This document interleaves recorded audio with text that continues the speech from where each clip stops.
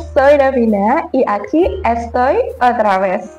En este video tengo un consejo muy útil y muy fácil para aprender español desde cero. ¿Tienes curiosidad? ¿Estás listo? Vamos a empezar. Hai guys, di video kali ini aku bakal bahas nih strategi belajar bahasa Spanyol mulai dari nol. Aku akan bahas nih mulai dari materi apa aja yang kamu harus kuasai, terus yang kedua, hal-hal yang perlu kamu ketahui, dan yang ketiga, bagaimana sih langkah praktisnya yang bisa kita lakukan setiap harinya supaya bisa menguasai bahasa Spanyol. Nah, tanpa lama-lama lagi langsung saja kita ke videonya. Oke, kita mulai dari strategi yang pertama adalah teman-teman harus ketahui grammar bahasa Spanyol secara umum terlebih dahulu. Nah, menarik ya, di bahasa Spanyol itu ada beberapa hal yang unik nih, memiliki karakteristik yang berbeda jika kita bandingkan dengan bahasa Inggris dan bahasa Spanyol. Mulai dari yang pertama, itu alfabet. Nah, di Spanyol tuh ada alfabet nih yang kita nggak temukan di bahasa Inggris dan bahasa Indonesia, yaitu adalah alfabet seperti ini. Atau kita bisa sebut dengan EY. Kalau teman-teman lihat nih, bukan dibaca sebagai el bano, tapi el baño.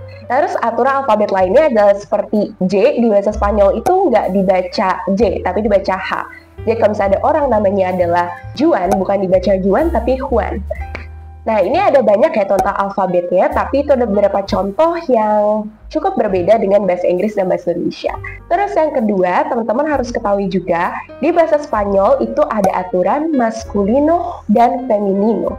Jadi, noun itu memiliki gender.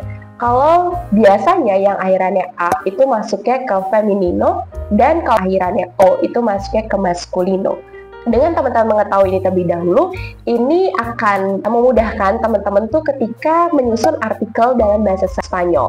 Ini aku lanjut aturan yang ketiga, itu kalau noun yang feminino, itu nanti pakainya artikelnya una, la, sama las. Jadi misalnya kalau ada bahasa Spanyol, la persona, una persona, unas personas, atau las personas. Tapi kalau misalnya masculino itu pakainya un, el sama los atau unos. El baño atau los baños, un baño atau unos baños. Oke teman-teman, aturan grammar yang keempat yang penting harus diketahui adalah verb conjugation. Jadi verb itu bisa berubah menyesuaikan dengan subjeknya. Kalau di bahasa Inggris pasti teman-teman udah familiar ya dengan kalau yang subjek ada I, we, they, sama you itu nggak pakai S, tapi kalau misalnya he, she, it pakai S. Misalnya seperti I speak, tapi kalau he jadi he speaks. Nah, di bahasa Spanyol itu lebih kompleks dibanding bahasa Inggris. Tapi nggak perlu khawatir, makanya bisa teman-teman familiar terlebih dahulu waktu pas pertama kali belajar bahasa Spanyol. Nah, kalau tadi bahasa Inggris seperti itu, kalau bahasa Spanyol bisa jadi yo hablo, tú hablas, él habla, ella habla, nosotros hablamos, atau ellos hablan, dan seterusnya.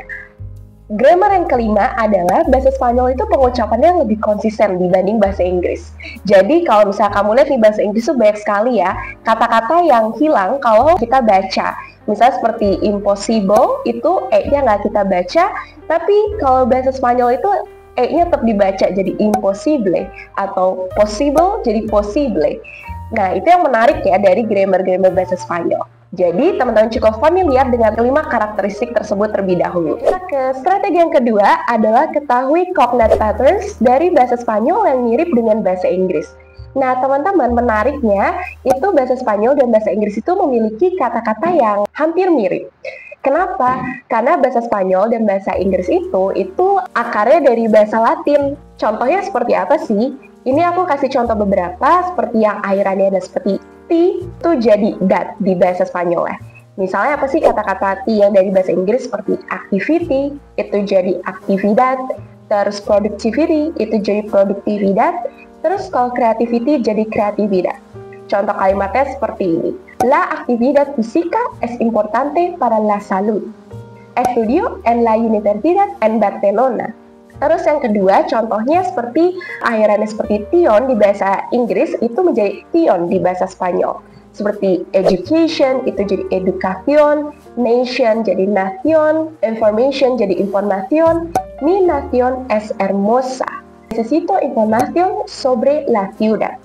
Nah, buat teman-teman yang sedang ingin belajar bahasa Spanyol, teman-teman bisa pakai study planner bahasa Spanyol aku ini. Ini cocok banget nih buat kamu yang baru belajar bahasa Spanyol mulai dari nol, karena di sini aku udah susun list materinya, terus ada rangkuman materinya, latihan soal berdasarkan list materi. Yang keempat, ada list cognate patterns yang teman-teman harus kuasai supaya teman-teman makin cepat dalam belajar bahasa Spanyol. Dan yang kelima juga ada list vocabulary yang teman-teman harus kuasai supaya bisa meraih level beginner di bahasa Spanyol. Strategi yang ketiga adalah jangan lupa untuk melatih reading, writing, listening, sama speaking. Nah, teman-teman aku sarankan untuk mulai dari listening terlebih dahulu dan speaking. Untuk listening, aku sarankan pakai aplikasi Language Transfer, karena di aplikasi ini tuh teman-teman bisa mempelajari bahasa Spanyol secara natural, karena benar-benar diajarin dari grammarnya secara nol dan dijelaskan secara simple dan sederhana. To change the accent and say natural.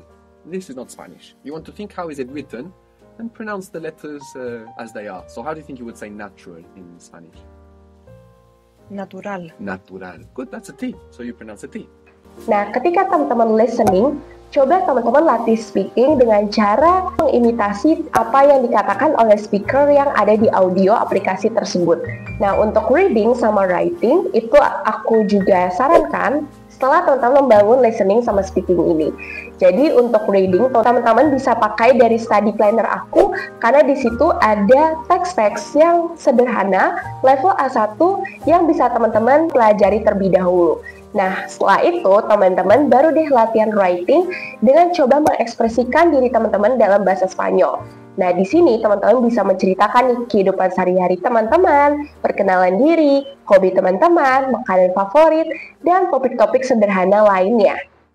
Lalu setelah teman-teman menyusun jurnal tersebut, teman-teman bisa meminta feedback dari ChatGPT dengan cara mengcopy tulisan teman-teman dan meminta ChatGPT untuk memberikan feedback dari grammar dan vocabulary yang teman-teman pakai. Well, that's all guys. Itu adalah strategi belajar bahasa Spanyol. Jadi kalau bisa disimpulkan, yang pertama, ketahui grammar-grammar dasar terlebih dahulu.